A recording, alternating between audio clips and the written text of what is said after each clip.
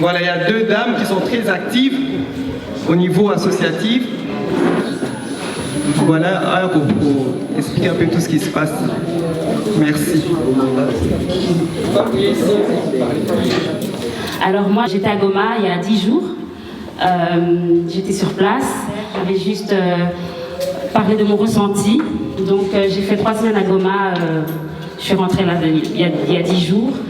La ville est très sous tension, dans le sens où, juste pour la petite histoire, j'étais à Goma avant, j'ai fait 4 ans à Goma, donc revenir quelques années plus tard, c'est vraiment une ville que je n'ai pas reconnue, dans le sens où depuis janvier, on sait tout ce qu'il se passe, et mon ressenti en arrivant déjà à la Grande Barrière, j'ai vraiment ressenti un calme.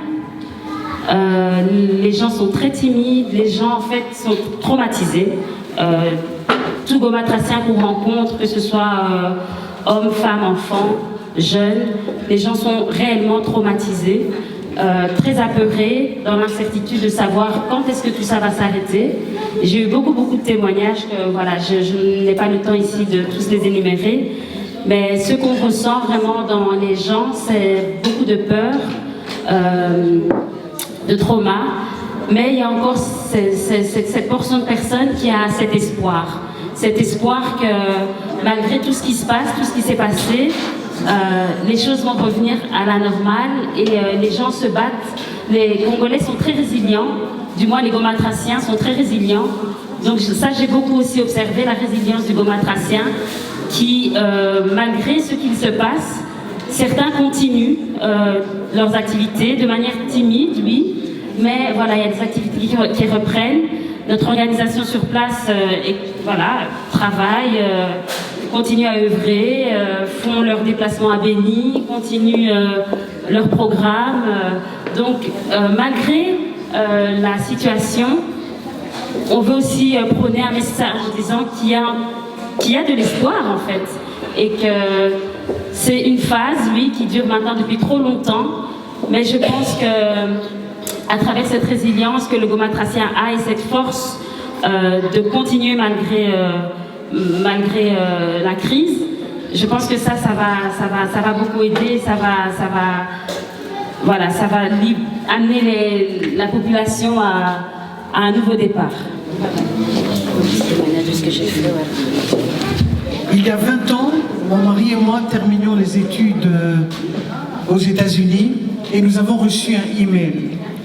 Un email qui parlait de la situation de l'Est, la même situation qu'on vit aujourd'hui. Les enfants sont enlevés de gré ou de force pour aller faire partie de rébellions qui ne connaissent ni les leaders ni leur cause. Les femmes sont violées et le viol est devenu le champ de bataille en fait de la guerre. La guerre ne se passe pas dans les champs de bataille. Les champs de bataille sont les corps des femmes et des filles. Et en lisant ce email, ça m'a déchiré le cœur et je me suis dit, c'est pas possible, c'est pas dans mon pays. Et à partir de ce email, nous avons décidé d'envoyer ça à toutes les personnes que nous connaissions. Et un de nos professeurs a répondu, c'est horrible ce que vous nous avez transmis. Qu'est-ce que nous pouvons faire?